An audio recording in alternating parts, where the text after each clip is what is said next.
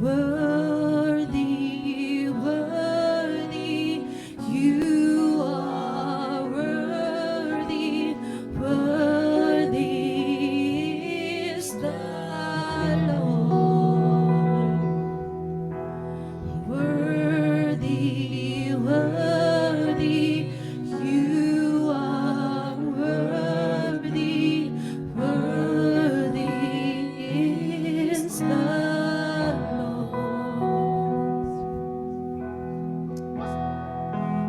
This alabaster jar, all I have a word.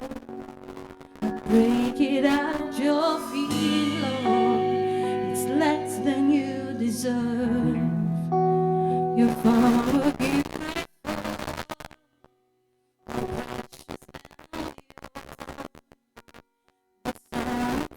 my desires and my joy. Like you spill your blood, I spill my heart as an offering to my King. Here I am, take me as an offering.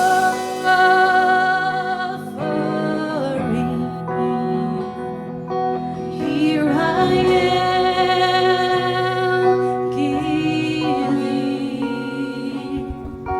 every heartbeat for your glory. Here I am, here I am.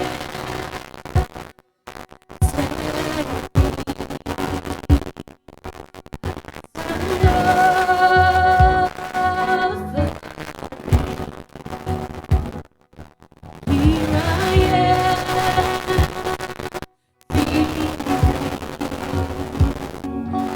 every heartbeat for your glory.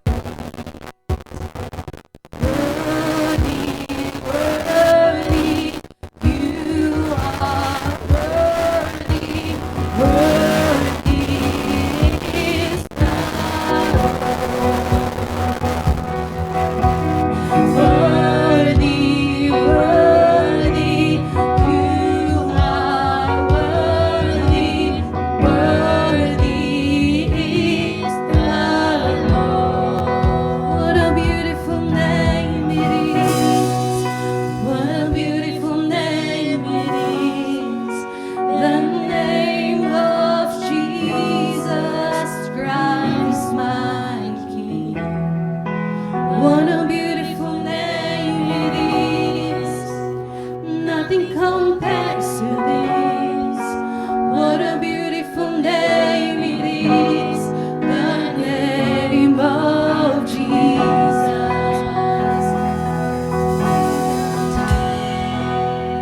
That could not hold you. The veil torn before us, Jesus. Come on, church. You silence the voice. Let's declare sin and grave. The heavens are roaring, the praise of your glory. For you are raised to life again. You have no rival, you have no equal.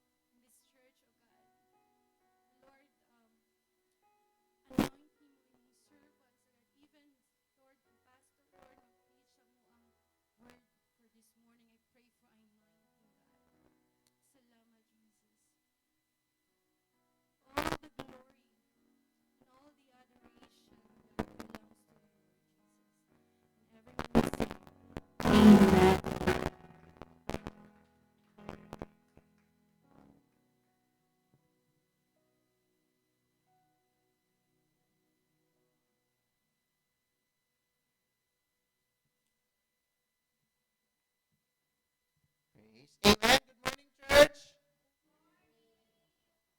Ayan. Sige, let us all settle down.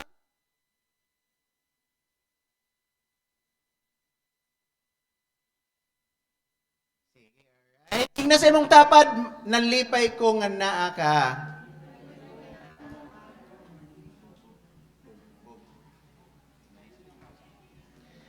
Ayan. Sige, plus start ta. Alright, praise God. Ayan, so we want to welcome everyone to Jamsi Davao, and we always say this, here in Jamsi Davao, everyone matters. Ayan, so praise God. Atong palakpakan si Lord. Amen. So kabano, we have some visitors from CDO, nakusgan sa CDO. Ayan, and we also have our pastor, duha ka church, yung gipastora, no? Jamsi Tagulwan and Jamsi Camiguin. Praise the Lord. And we have the kinakusgan ng mga nga MST head sa CDO, si Kuya Paul, together with his wife, no, si Ate Jen. We have Jessa Megamutin, we have Christine Angelica Balistoy. Praise the Lord. Ato silang palakpakan. And we also have first-timer, we have Ma'am Beverly Acol. Ayan, hello ma'am, welcome. Praise God.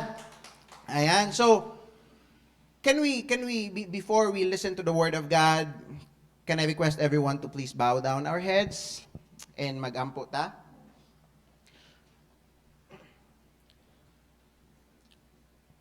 Holy Spirit, we acknowledge your presence in this place, God. Salamat, Lord, sa imong presensya, Ginoo, nga among mabati ug madunggan karong taknaa, Lord. I pray, Father God, that as we listen to your word through our speaker this morning, every words that would come out from his mouth will be anointed, that it will transform our hearts. I pray, Holy Spirit, that as we listen to your word, you will minister, you will correct our perspectives, and make it align with your perspective. Lord God, I pray nga ang imong pulong magbag-o sa among mga kasing-kasing o kinabuhi karong taknaa. Do not allow any disturbance, any scheme of the enemy, Lord God, to disturb us from listening your word. Fill this place with your presence right now, O God. In Jesus' name, amen and amen. So for the first nga quarter, no, daghan na kayo tagkuan, daghan kayo na-invite yung mga speakers, but we are once again blessed with another speaker. No, he's a good friend since college, and he is pastoring Jamsi Valencia. No, siya ang pinaka-gwapo sa mga pastor daughter church sa ano. Siya ang pinaka-gwapo kay siya karon. Diba? So ayan, church, atong i-welcome si Pastor Christian Ray Pioquinto from Jamsi Valencia.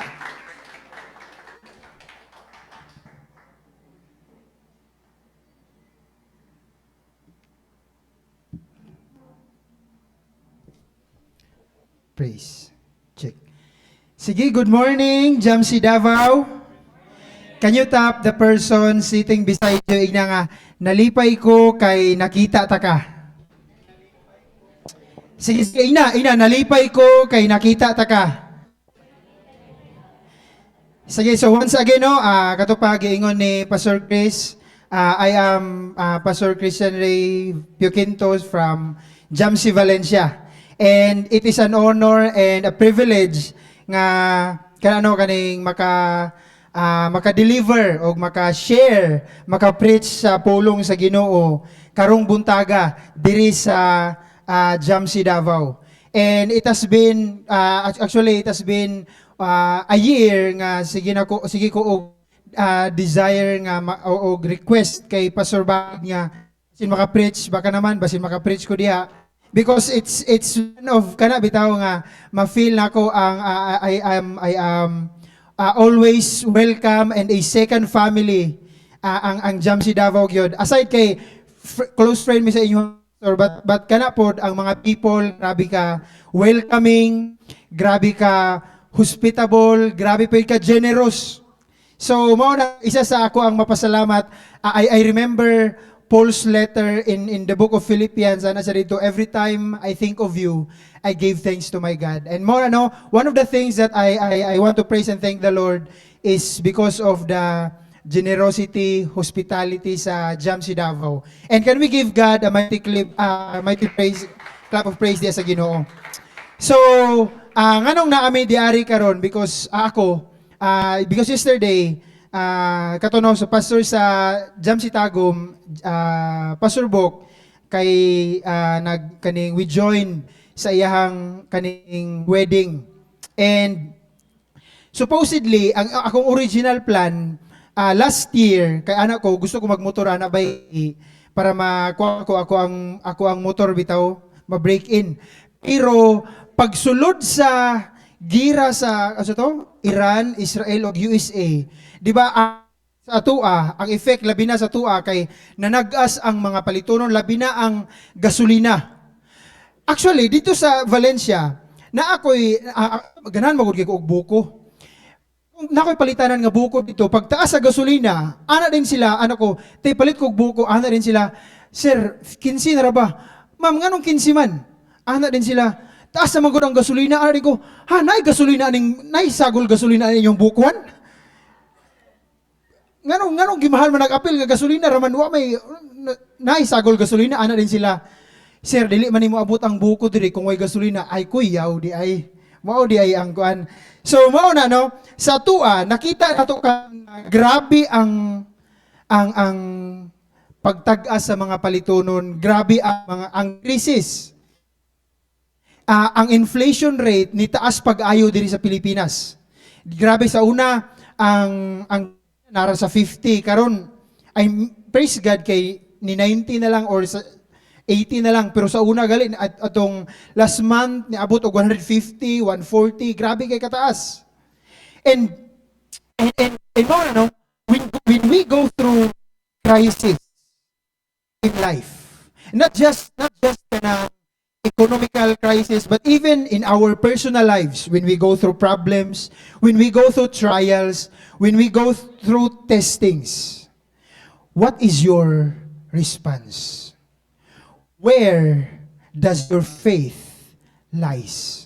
Asa naka-anchor ang imuhang Because normally gid sa to as human, pag maka-face ta og challenge, maka-face ta og problems, maka-face ta og trials of any kinds, one of the things, I mean natural response nato is mangita ta og solusyon unsaon siya pag-solve.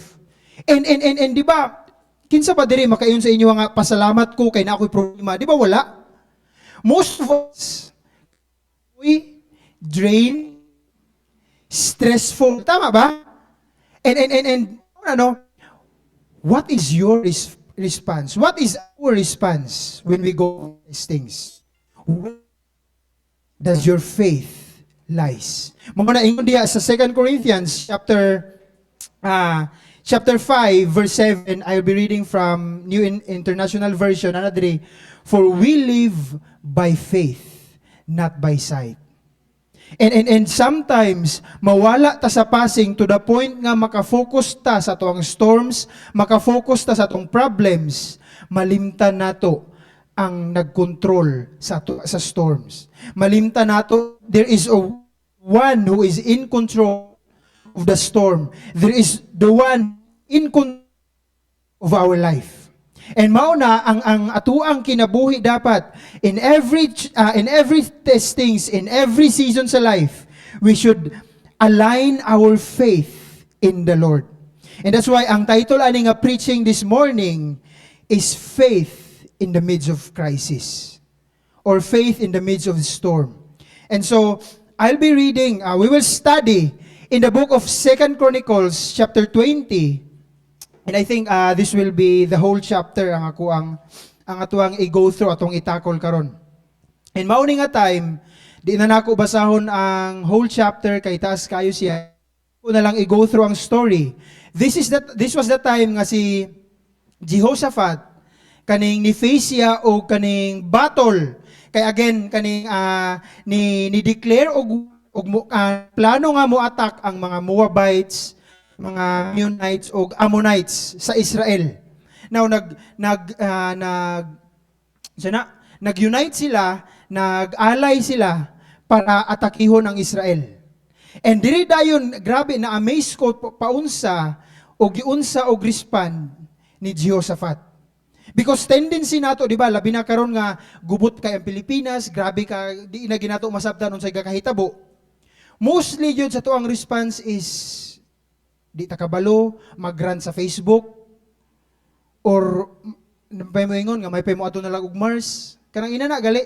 So mao na ang atuang kuan karon, ang atuang studyhan, and that's why ang atuang ansiran na question is, how do we put our faith in God in the midst of crisis? But before that, again, let's bow down our head and let's pray. Heavenly Father, we want to praise and thank you, Lord, for this opportunity, this privilege, God, that we get as your people, we get to gather as one church, as one body, worshiping you in spirit and in truth. God, as we continue to worship you, Lord God, by listening to your word, Lord, don't allow any distractions, any worries, any anxieties, Lord, to fill our hearts and mind this morning. Lord, we cast out every burdens, every worries. And even, Lord God, so that we can be filled by your word. Lord, we empty our hearts, we empty our minds, Lord, so that imuhang pulong ang magapuno sa mong kasing-kasing o gunahuna. Holy Spirit, may you speak to us, even, Lord, as you have said in your word, that your word is alive and active, that it is sharper than two-edged sword. And I pray, God, that your word will continue to correct, rebuke, and transform and teach us, and train us for righteousness. Ikaw, Lord, mahimaya mag-glorify. In Jesus' name we pray. Amen. So, base sa story in Second Chronicles chapter 20, ang story ato, liko nako, si Jehoshaphat ni declare ang Moabite, Ammonite ug Meunites. Declare sila war against Jehoshaphat, against Israel. And mao dayon ni ang response ni Jehoshaphat. So atong tan-awon unsa si Jehoshaphat. So how do we faith? How do we put our faith in God in the midst of crisis? So number 1, run to God.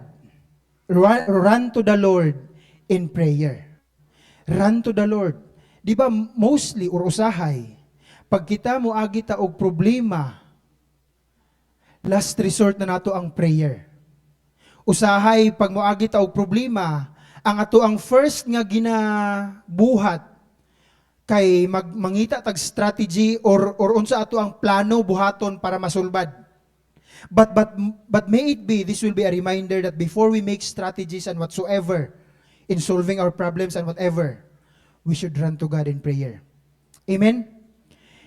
In 2 Chronicles chapter 20 verse 5 to 6, Jehoshaphat stood before the community of Judah. So pagkabalo ni Jehoshaphat nga muatake ang Moabites, Ammonites ug Meunites, Jehoshaphat stood of Judah and Jerusalem in front of the new courtyard of the temple of the Lord. Unsay ang gibuhat? He prayed. Ang iyahang gibuhat is that he prayed. When Jehoshaphat knew that the Moabites, the Ammonites, and even the Meunites and all its allies, ni-declare sila og war against Israel, ingon pagidiadto ang prayer niya, O Lord, God of our ancestors, you alone are the God who is in heaven. You are the ruler of the kingdoms of the earth. You are the powerful and mighty. No one can stand against you. And you know what? Ana pag dito sa succeeding verse diha. Niingon diha si Jehoshaphat nga dili siya kabalo, ana siya, we do not know what to do. Di ba sometimes in our lives there are problems, trials, sufferings, testing nga makaingon ta, Lord, di na ko kabalo sa akong buhaton. I've worn out any possible options. I've worn out any possible solution. Wala gyud ko'y mabuhat. I do not know what to do. But ang ingon day niya diha, he prayed. I remember 1964 ata, 1966 or 1960. I don't know kung familiar mo ani, ga-research mo kung history sa Israel. One time na-encounter na ako, kung familiar mo atong 6-day war sa Israel, nga ang ilahang kontra, 5 ka nation, 5 or 6, or 4, di ko sure, 5 ka nation, ang Jordan, Syria, ano to? Jordan, Qatar, Saudi Arabia, kana mga neighboring Lebanon, ug Egypt, nag-unite sila tanan, kontrahon nila ang Israel. Within 6 days, gipildi sa Israel ang 5 ka nation. And na remember dayon ako ni, pareha si Jehoshaphat, grabe ang naay gayunite nga mga nation, Moabite, Ammonites o kanang Meunites. Pero despite ana kaning napildi ni Jehoshaphat. Church mo ano, there are times in our lives nga pag moagi tag problems, moagi tag testings, we are so affected by the things that is happening around us that even to the point that we don't know what to do. May it be, church, this will be a reminder that just like Jehoshaphat, he prayed. Mga ano, in order for us para ma-put into action nato atong faith diya sa Ginoo amidst the crisis, amidst the storms, o bisag unsa ang problema nga ato ang giagian, first thing we should do is we should run to God in prayer. Mo ano, when we hear the crisis rising up, when we hear the prices of kanang gasolina ng tag-as, mga palitonon tanan ng tag-as, what was your first response? Unsa ba ang ato ang first response pagkabalo nato? Hala, anong nanagas man ni? Mag-run sa Facebook. Di ba? Daghan kayo pambuhaton. Or even magwanta og solution, magwanta og kanang option, possible option para maka-adjust na sa problema. Mao na ato ang ginabuhat, di ba? Pagkadungog nato ang tag-as ang kuan, gi-adjust sa atong budget, naatay other option kay para ma-budgetan nato atong mga gastuhonon kay tag-as na kayo. Pero may it be, pareha si Jehoshaphat, before siya ni make og strategy, nag-pray siya first. And church, mo na no, usahay, tungod kay basic lang siya ba, ay prayer? Mao na noon ang gakalimtan, mao ang gaka-neglect. And so, mao na siya no, when you face troubles and problems, we should run to God in prayer. Usahay kay mangita ta og strategy katulagi para makadipinsa ta sa mga panghitabo sa kalibutan. Pero may it be, before you make strategies, pray first. Because nganong gi-allow ni Lord nga i-shaken ang ato ang kinabuhi.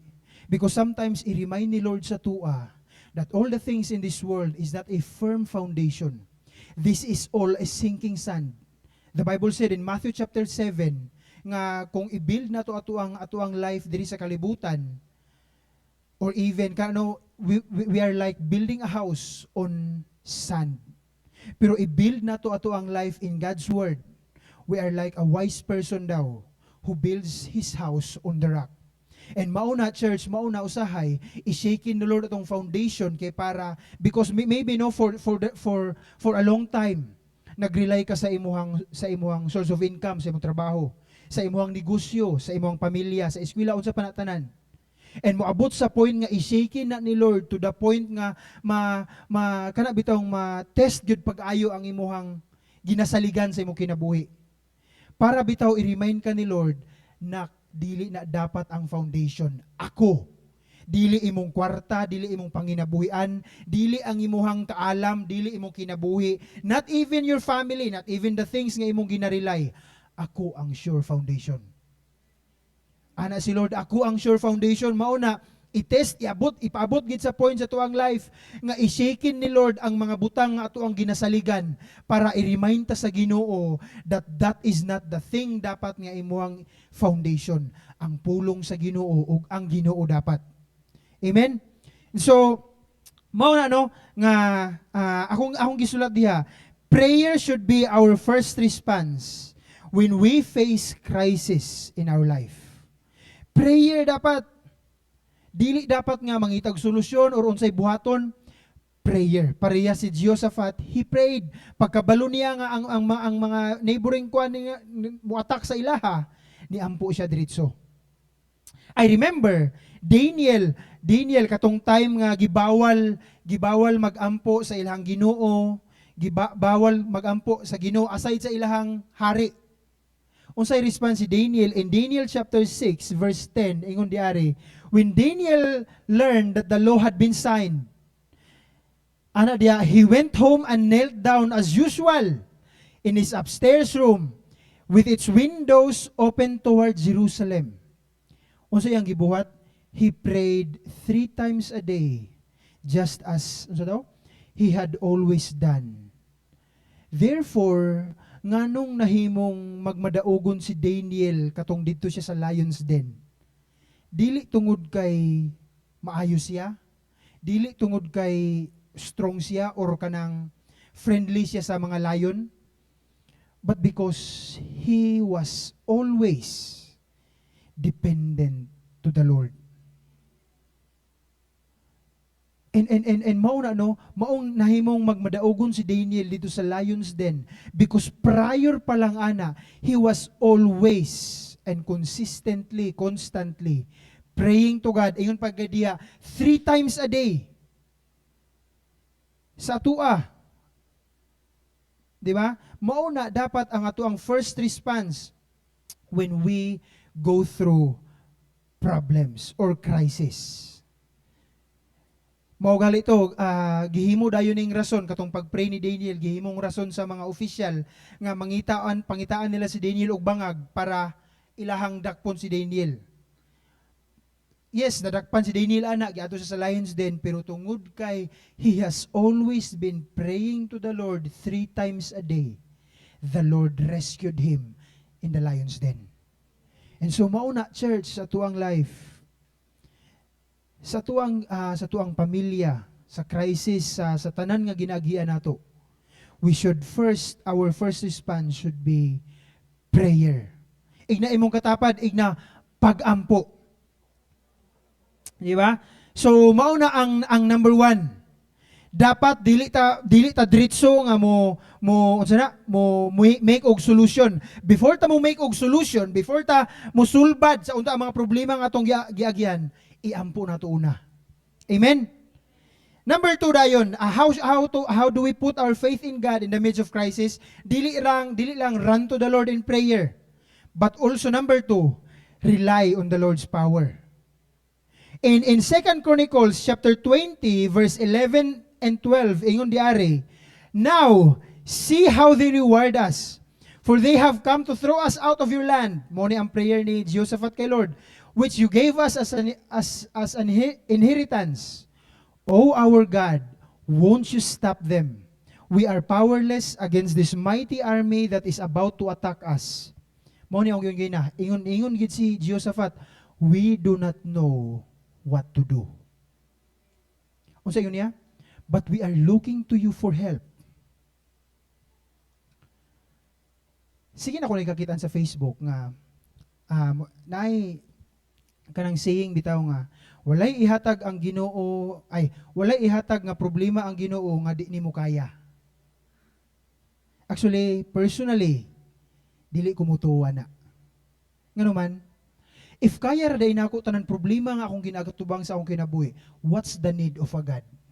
What's the need for God? Nganong manginahanglan ra pamankos Ginoo kung kaya ra man day nako ni tanan?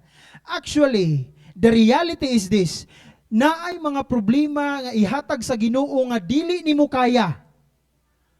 Para mag-rely ka dili sa imuhang strength o ability, but sa Ginoo. Mao gali ito, di ba? Philippians 4:13, I can do all things asa daw?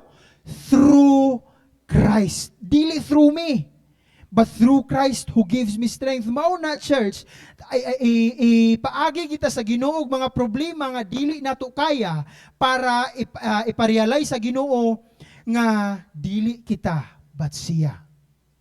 Di ba napagali ito'y kuan, di ba? Not to us, but to you, Lord. And so mao na church, pareha si Jehoshaphat ana siya nga, Lord, we do not know what to do. Moabot gid sa to ang kinabuhi nga naay problema nga atong matubang nga makaingon ka nga, Lord, di na ako kabalo sa akong buhaton. Gusto na lang ko mahimong butterfly para maglupad-lupad lang. Di ba, moabot gina church because reality is, mo na di kumutuan na nga, di katagaan sa Ginoo problema nga di mo kaya no. Tagaan gikan ni Lord o mga problema nga di mo kaya para mag-rely ka dili sa imong strength but sa Ginoo. Amen. And so mao na kay kung kaya ra day nato ning tanan, nganong manginahanglan pa man ko Ginoo, kaya ra man ako ni. Mao gali nang ihatag ni Lord na ang storms, problems and trials nga di nato kaya para mutawag ta dili sa tuang strength ug mag-rely dili sa tong strength but sa power sa Ginoo. Amen. Mao na ingon diha sa verse, di ba? We are looking to you for help. Kay ngano, Lord, di na mi kabalo sa amuang buhaton. Usahay church, you know what? Nganong i-allow ni Lord ang problema nga daggo? Kay maura po na ang time nga mutawag ta sa iya. Kay pagayahay bi ang kinabuhi, maglisod matagtawag sa Ginoo. Mao na usahay i-allow ni Lord ang problema kay para mutawag ta sa og muduol ta sa iya.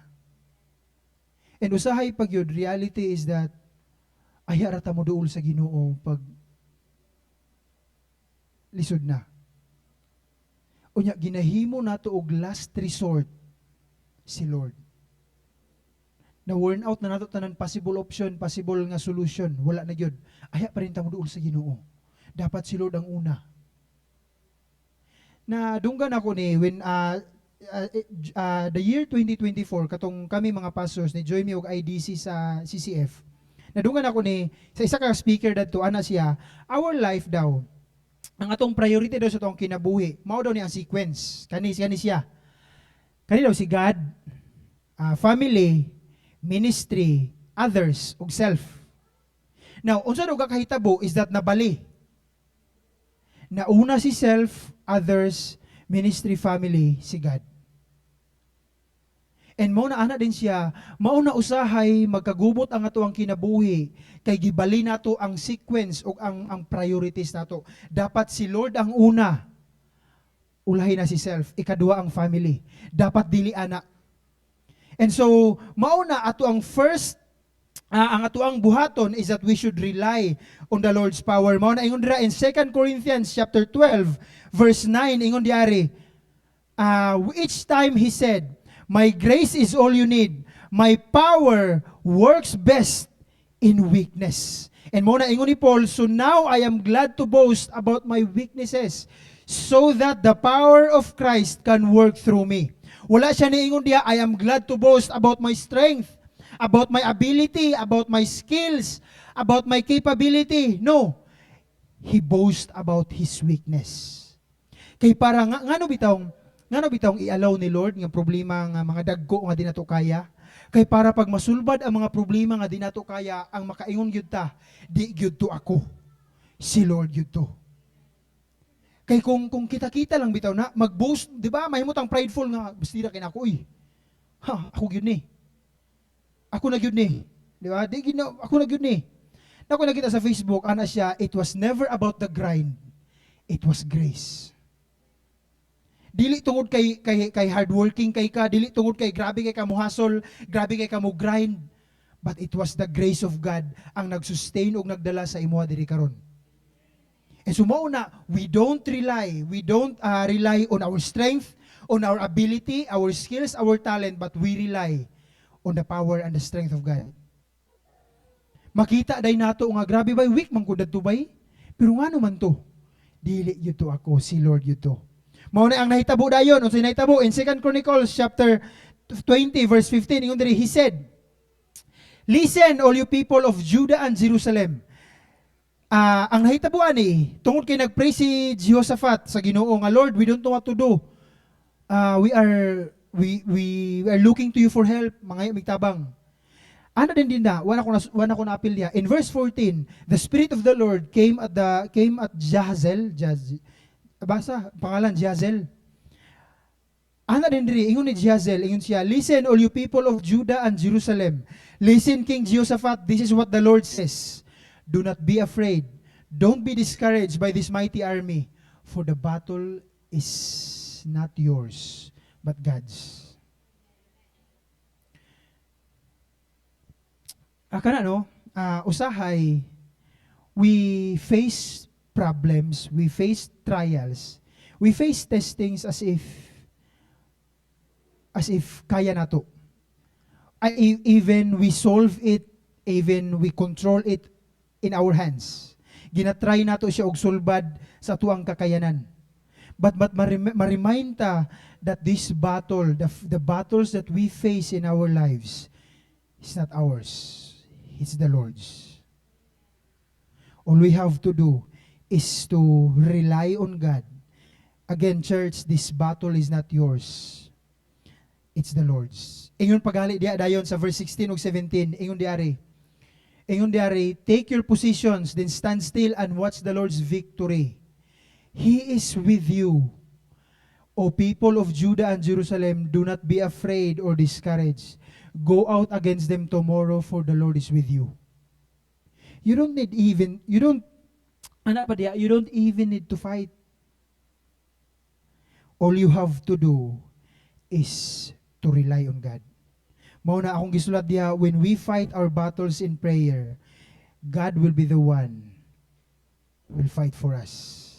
I remember one of the nakoy nabasahan nga book sa una ni Bill Hybels, ang title kay Too Busy Not to Pray. Too busy not to pray. Anak pagay ni Charles Spurgeon, ana siya, I am so busy today that I need 3 hours to pray. Di ba sa tuwa, atong usahing response, busy kay ko bay, kapoy kay ko, ugma na ko mag-pray. Si Charles Spurgeon, ano siya, I am so busy today that I need 3 hours of prayer. E yun dahil si Bill Hybels, that when man works, akong gisulat diya, when man works. But when man prays, God works. Pag kung kita ang mutrabaho ta, tama na po sa tumakaya. Pero pag kita mo ampo, si Lord ang mutrabaho, si Lord ang mulihok. Di ba? When man prays, God works. Pag kita ang mutrabaho na tama sa tumakaya. But when kita mo ampo, si Lord ang mutrabaho. Amen? Mauna church, because again, God is powerful. Nothing is too hard for Him. Diba? The Bible said that nothing is impossible for God. That nothing is impossible with God.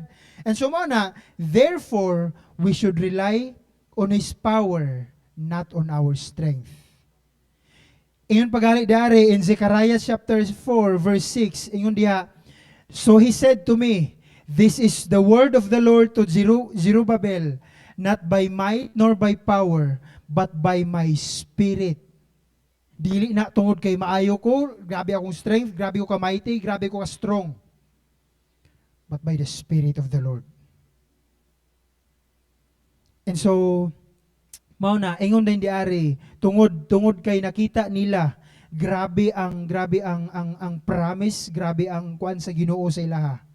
Ingon diari in verse 18, 2 Chronicles chapter 20 verse 18, then King Jehoshaphat bowed low with his face to the ground, and all the people of Judah and Jerusalem did the same, worshiping the Lord. May it be, church, I always say this, may it be that the more we go through problems, the more we worship God. Usahay man God, ginahimo na tong excuse atong problema, di sa ako mag-serve, di sa ako mag-church, na ako'y problema, na ako'y ginaagian karon. But see, the people of Israel, the moment nga giagi sila og crisis og problem o silang gibuhat, all the more they worship God. May it be sa tuwa church, pag moagi tag problema, moagi tag testing, moagi tag problem, the more we worship God. Because kita, kita pag moagi tag problema, di sa ko mag-serve. Di sa ko mag-church, kay na ako'y problema nga ginakuan karon. But they worship the Lord even in the midst of the crisis, even in the midst of trials. And so, church, mauna, worship the Lord. Igna imong katapan, igna worship the Lord. Ang worship sa Ginoo, ang pag-worship sa Ginoo, dili siya dependent kung nindot ang atuang kinabuhi. Kung hayahay. Usahay atong pag-worship sa Ginoo mahimong dependent sa atuang ginagian, di ba? Pagtsada kayo, hallelujah. Pero pagkana bitong nay problema, hallelujah. No? Pero may it be, pag the more nga muagi ta og problem, the more we will worship God. Because reality, pag muagi ta og problema, magluya biya ta, di ba? Mag-ilan din mo pag-worship sa church. Praise the Lord. Di ba? Makita nimo ang spirit. Pero may it be, kana, dili, ang ato ang pag-praise sa Ginoo, ato ang pag-worship sa Ginoo, dili dependent. Pag naatay ay sa ato ang season. Regardless of seasons and testings and problems in our lives, we worship God. Amen? So, mao na siya number 2. How do we put our faith in God in the midst of crisis? Number 1, run to the Lord in prayer. Number 2, rely on the Lord's power. And lastly, rest in the Lord's promise. Tungod kay powerful ang Ginoo. And He is faithful. He will come through. And He is faithful to deliver what He promised. The Bible said in Hebrews, I think Hebrews 13, Jesus is the same yesterday, today, and forever. Usahay mo ingon ang mga tao, katong sa Bible raman na, sa una raman na, dili naman na karon. But clearly, klaro kaayo giingon dito sa Bible nga kung kinsa to atong Ginoo nga, kung kinsa ang Ginoo nga nagtunga sa sea kay Moses sa una is the same God that we worship today. That's why rest in the Lord's promise. Ingon pa diya in 2 Chronicles chapter 20 verse 16 and 17, ingon diari, but you will not even need to fight. Take your positions, then stand still and watch the Lord's victory. Mauna ang promise sa Ginoo. You don't even need to fight. All you have to do is stand still. And tanawa kung paunsa muhatag ang Ginoo og victory sa inyo o kadaugan. And in verse 20, akong gisod diha, verse 20. In verse 20 diha, ingon diari, na ba? Lalagi. Early the next morning, tungod kay nagpromise ang Ginoo nga you don't even need to fight or you don't have to fight. Wa na mo'y kailangan buhaton. Early the next morning dayon, the army of Judah went out into the wilderness of Tekoa. On the way, Jehoshaphat stopped and said, "Listen to me, all you people of Judah and Jerusalem. Believe in the Lord, your God." Ang pasabot ni Jehoshaphat diha, tungod kay nagpromise siya, nga tan-awo nato kung paunsa siya mohatag og victory sa atoa, believe in that promise. Believe in what the Lord has said. Believe in everything nga giingon sa Ginoo. The Lord has promised Jehoshaphat a victory. So he said to the people nga dapat mo believe ta sa promise sa Ginoo. Believe in God's promise. We should rest. Kinsa ba diri kana magsakit ang likod? Kana bitong sa sige nimo og tindog, sa sige nimo og trabaho, kay pag-abot sa hapon or gabi kay sakita ako likod, lami kay isandig or lami kay magpamassage. Di ba usahay mo abot sa point sa kana ba? Kanang magsakit ato ang likod nga lami kay isandig kay para makapahulay. In the same way ato ang kinabuhi, church, i-rest, ipahulay nato sa promises sa Ginoo. Maunang usahay, mahimot ang anxious, mahimong burdensome ang ato ang kinabuhi, tungod kay ang ato ang kinabuhi wala nakarest sa promises ni God. And so, so to realign our faith in God, we have to believe and we have to rest in the promises of God. Because reality, di ba, diri sa kalibutan, mayon sila nga, promises daw are meant to be broken. Kung sa tao, di ba? Pero kung sa Ginoo, basta mo promise si Lord, consider it done. Amen? When God makes a promise, consider it done. And so, where do you rest your faith? Where do you rest your life? Is it on your situation, or to the people, or to God's promise? But may it be, ang ato ang kinabuhi, i-rest nato sa promise ni Lord. Mauna, tungod kay si Jehoshaphat, naka-rest siya sa promise sa Ginoo. Unsa ang response? In 2 Chronicles chapter 20, na-amaze ko ani, when I study this, nakaana ko, grabe amazing kay si Jehoshaphat bay. Ana siya dari, pagkabalo niya nga ay giignan siya ni katunay Jazel, ang spirit ni Lord niabot kay Jazel, ingon si Jazel nga si Lord ang magatag og victory. Now ni believe si Jehoshaphat ana. Ang nahitabo dayon andri after consulting the people, the king appointed singers. So si Jehoshaphat nag-appoint siya og singers to walk ahead of the army. So, di ba, nag-march na sila para makigira sa Moabites, Ammonites ug Meunites. Pero ang gipauna ni Jehoshaphat, dili makatong nagdala og sword, nagdala og shield. Ang iyang gipauna, mga singers, silang James, silang Timaj, Miles Day. Si Kuan po rin, si Risa. Ana din dari, singing to the Lord and praising Him for His holy splendor. This is what they sing. Give thanks to the Lord for His faithful love endures forever. Now church, despite their situation, despite their situation, they still give thanks and praise the Lord. Sa tuang kinabuhi church, unsa ba ato ang ginamagnify pag moagi tag problema? Kakita mo, gini akong na-realize bay, pag study na ko daghan kay problema akong ginagian, daghan kay problema ato ang, di ba, di ko kabalo unsa mga problema ang inyong gipang agian karon inyong ginaatubang. But na-realize na ko ni, despite the problems, ga-march out sila para atubangon ang problema. Despite nga atubangon nila ang problema, ang ilang gimagnify ang Ginoo, wala ang problem. Usahay pag moagi tag problema, ang ginamagnify nato mostly ang problema. Mao na usahay sa sisi, unsay mong pasalamat sa Ginoo. Magkuha na kay ngano, naka-focus ka sa problema. Kakita mo magnifying glass. 'Di ba? From the word magnify. Unsa iyang work? Focus. Gina-focus niya ang usa ka butang.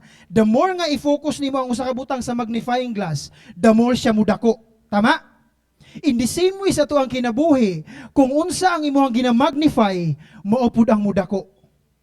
Mo na akong gisulat diha, what you magnify will eventually grow.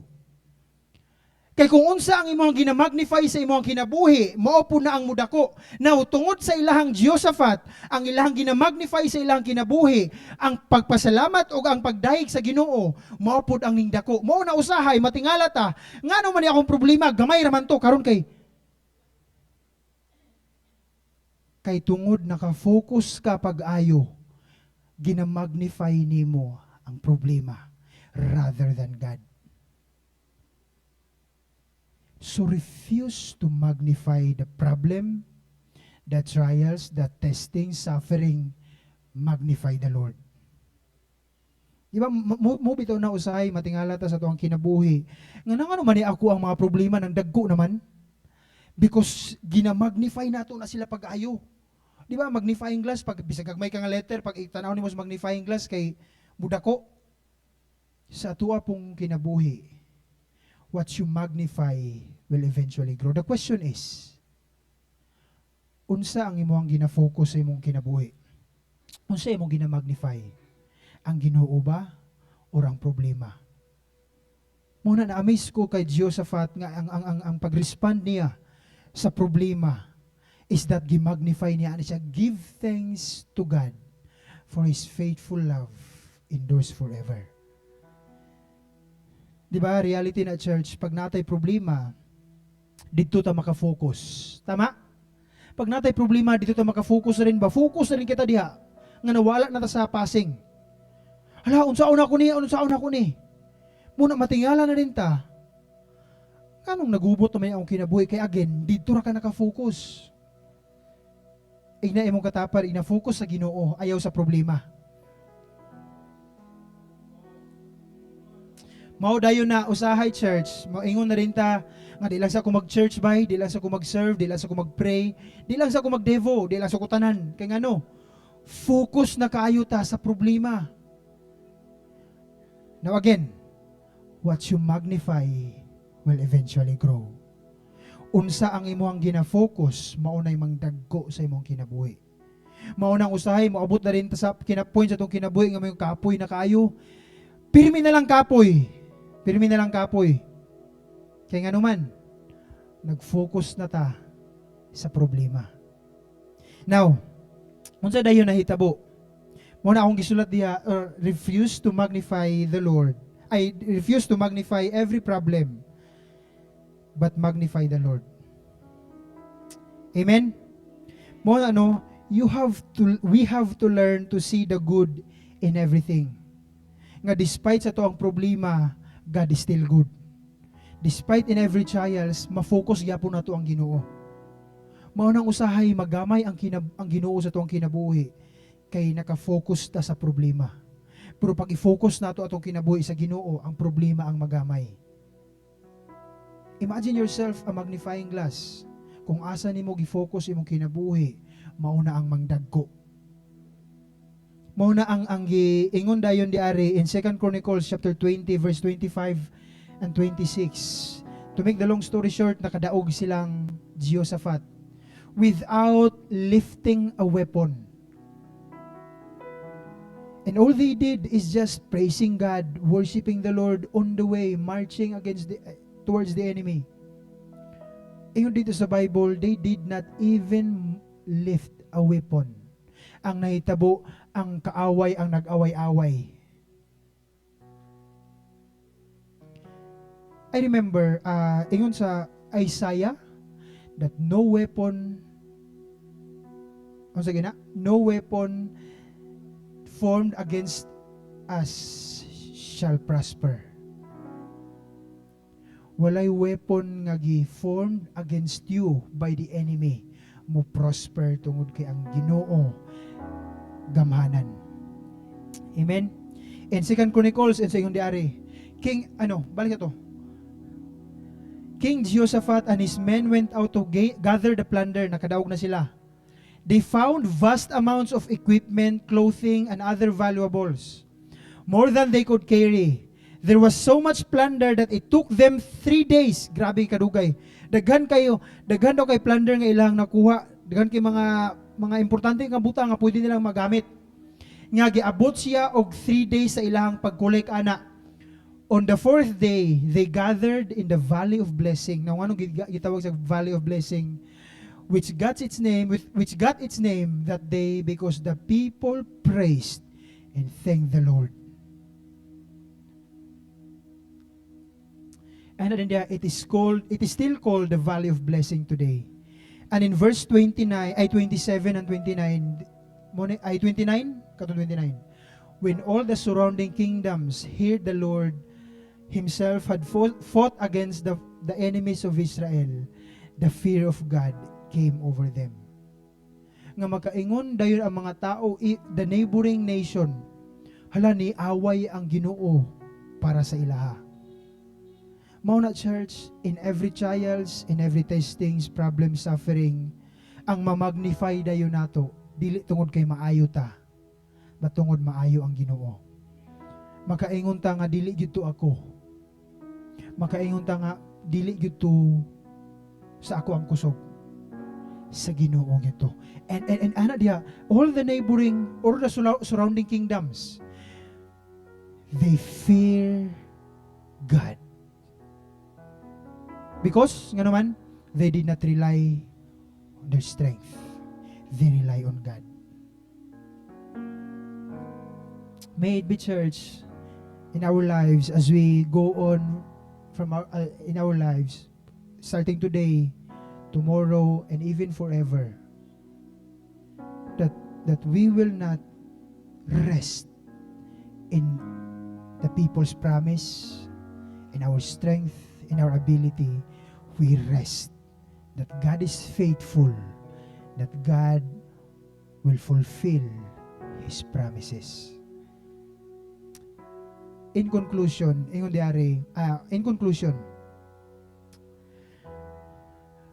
how do we put our faith in God in the midst of crisis? So number 1, run to the Lord in prayer. Number 2, rely on the Lord's power. And lastly, rest in the Lord's promise. May it be, church, that all the things starting from this day forward, all the things nga ato ang atubangon, we know that we will not face it alone. We have a God who is faithful yesterday, today, and forever. Ingon pa sa book of Hebrews, ingon dito, He who promised was faithful, is faithful, and will forever be faithful.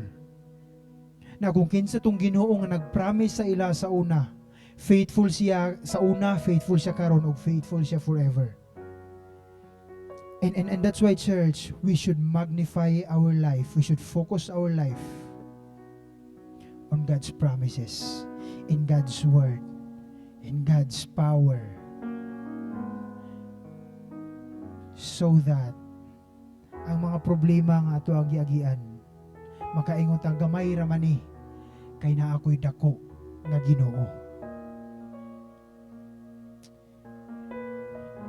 This time, let's bow down our head.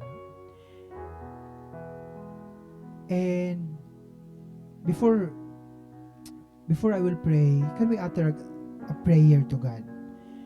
A personal prayer. Whatever the Lord has convicted you to pray, tell it to God.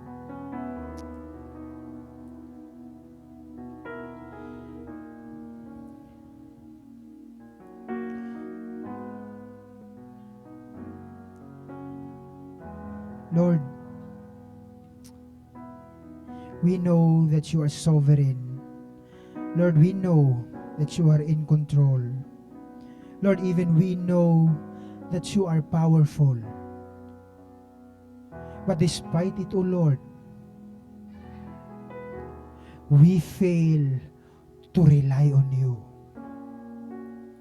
Lord, we always have the tendency to rely on ourselves. We become self-reliant. We become self-dependent. And even, God, to the point that we come to you as our last resort. Lord, forgive us that at times even we forget you. We forget that you are powerful. We forget that you are faithful. And this time, God, we thank you for reminding us of your word. That despite the season that we go through, you remain the same. God, despite that our seasons may change, you are still the same. You are the God who never changes. God, you are the God who never fails. And many times, Lord, many times, we tried to think kaya lang namo, but ended up losing the battle along the way. This time, God, we want to face this battle with you. Lord, gusto na mo ni ihatag ang battle di sa imua, because in the first place, this is not ours. It is yours. And God, this is not about boasting ourselves. This is about surrender. Lord, we surrender our problems. We surrender our lives. We surrender our future. We surrender everything to you, for you are in control. God, even, Lord, we pray that you will continue, Lord, to remind us that you are the one who holds our future. God, as you have said in your word, that you will walk and even lead us along the best pathway for our lives. I pray, God, that we will surrender we will submit our lives to you so that, Lord, we can walk that best path, that good future, Lord, that you have prepared for us. Because reality, Lord, we may have many plans. We may have many desires and many goals. But still, your plan shall prevail. Your purposes ang mahitabo, Lord. That's why, God, we ask you that you will be glorified. You will take captives of our hearts, even in this church, Jamsi Davao. And even, Lord, we will continue to rely on your power. We will believe in you again. We will put our faith in you, for you are the God who does the impossible. And you are the God who is able. Lord, as you have said in your word, that the God who started the good work in us is able to finish what you have started until the day the Lord Jesus will return. Lord, ikaw mahimaya, mag-glorify sa mong kinabuhi, even in this church, forever and ever. In Jesus' name we pray. Amen and amen. Thank you, church. God bless everyone.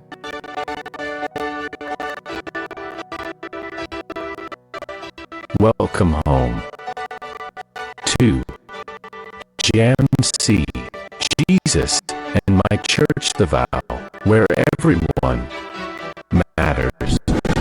For our church announcements and activities, please see the following posters.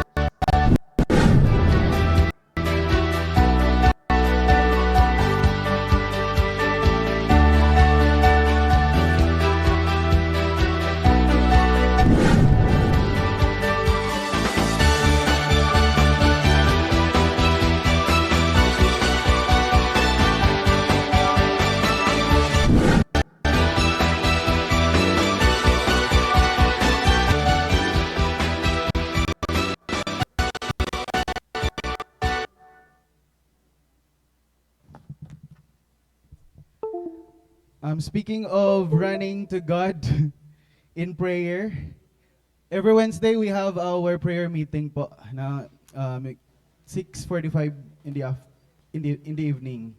So before we're going to continue with our tithes, let us welcome, medyo hinay ang mic, Ma'am Christine Kyle Laviste. Where's Ma'am? Hi Ma'am, welcome sa Jamsi Davao. And then Jilan Elvera. Hi ma'am, maayong buntag. Now, so welcome sa Jamsi Davao. Right. So sa inyong chair dira na ay sobre. We encourage everyone, by the way, to please put your name. If maglagay bitaw kayo ng prayers, lagay na lang kayo ng name sa likod din. Okay? So naatay siguro kung urgent prayer, pwede lang nato ibutang dira kung gusto kita. And then kung Thanksgiving naman naapod dira. So of course naapod tayong mga ushering team. They will going to help you giving pen siguro kung wala mo'y pen nga pangsulat.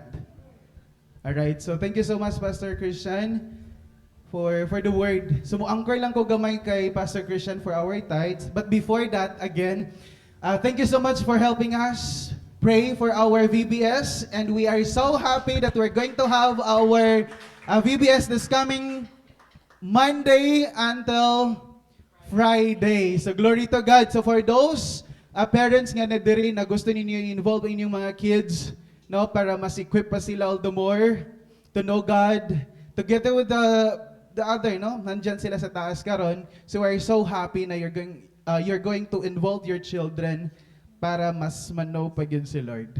Amen. So we thank you also for the volunteers, the teachers na nag-help all throughout sa preparation sa among VBS. Glory to God. So again, mo-anchor lang ko, gamay lang kayo ni siya sa gi-share ni Pastor Christian about rely on the Lord's power. No? So what it means to rely on the Lord's power? What does it really mean? Diba? It's explained very well, and it's so amazing. To rely on the Lord's power means we stop depending on our own strength, our own ability, our own resources, and we start depending on His.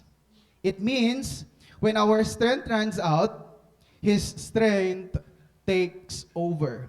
When our resources are limited, His supply is unlimited. When our plans fall short, dili tanan perfecto man, His wisdom is perfect. When we can't control the outcome, He already holds it. And it's very wonderful. Ingan pa sa Deuteronomy 8:18, but remember the Lord your God, for it is who gives you the ability to produce. Produce wealth, sa other translation, success. And so confirms His covenant, which He swore to your ancestors as it is today. So when we give, we are not giving out of our power, our own power. We're giving out of trust that God can do more with our obedience that we can do with our own strength. Ingan pa sa Luke 6:38, this is TPT version. Give generously, and generous gifts will be given back to you. Shaken down to make room for more. Abundant gifts will pour out upon you with such an overwhelming measure that it will run over the top. Relying on the Lord's power means you are not giving to be blessed. You are giving because you are already blessed. And that's very wonderful. I just want you to close your eyes and let us pray. Father, we thank you, Lord God. Thank you, Lord, for your message today. And thank you for your people, for their hearts openly accepting your words. And as we give, Lord God, thank you for our hearts that will always rely on you, relying your power, praying to you, and accepting and hoping for all the promises you have. Thank you for your people who are generously giving back to you. Salamat sa tanan mga opportunity na imong gihatag sa matag usa. And of course, the money that we acquire, Lord God, it will be helpful, of course, not for the people, but for your church, Lord God, to make known all the more, Lord, here sa Davao. We acknowledge your sovereignty among us, and we thank you for all the good things that you're going to make. Glory and honor in Christ's name we pray. Amen. Magpasalamat kami kanimo, Ginoong Hesukristo, pagkamaayo mo, ni ang likari-kalibutan, aron kami may kaluwasan, ang ngayon ka nga masinunggan. Dili gyud kabayran ang kaayo mo, dili kahitunggan ang kaanya mo. Ginoong Dios nga naming kamhanan, labaw ka sa tanan, hangyan ka ba sa salamatan. Nawakan mo mga pagkain, Dino sa maungkol nga insenso. Magkailang pariha sa imong trono, umahimaya ka, umahimaya ka, umahimaya ka sa pagsimba.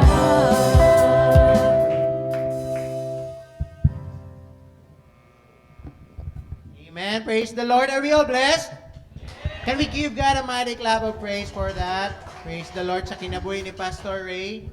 And it's so good, no? It's so good to hear na sa panahon sa mga krisis sa kinabuhi, panahon sa mga problema, naatay Ginoo nga pwede madaganan, naatay Ginoo nga pwede masaligan, ug naatay Ginoo nga taliwala sa mga problema, pwede nato ma-experience ang kapahulayan. Amen? Can we all stand up? Let us end our worship service with a grateful heart. Let us pray unto the Lord. Lord, we thank you, God, for the reminder ng imong gigamit, pinaagi kay Pastor Ray this morning. Salamat Lord kay sa bisan unsa nga mga problema, unsa nga mga sitwasyon sa among kinabuhi, you have reminded us that you are willing, that you are just there, ready nga ubanan mi sa among mga problema. Salamat Lord kay ikaw ang Dios nga pwede namong duulan, nga ikaw ang Dios nga pwede namong saligan. Ug salamat Lord sa rest nga available nga imong ginahatag kanamo kung kami moduol kanimo. Lord, I speak blessing for everyone that is here today. Salamat Lord God for the presence of everyone. I pray that we are blessed as we have heard your word and worshiped you in spirit and in truth this morning. Even for our brothers and sisters, O God, nga wala diri karon. I pray that you would protect them, O God, whatever they are doing. Maybe ang uban na trabaho, nagabiyahe, Lord God. Panalangin ni sila o protection ni sila, O God, Lord. Even for those people that are watching online, God, I speak blessing upon them in the mighty name of Jesus. Lord, even for our brothers and sisters nga doon ay mga gipangbati, Ginoo, you are our Jehovah Rapha. I pray that you would release healing upon them in the mighty name of Jesus.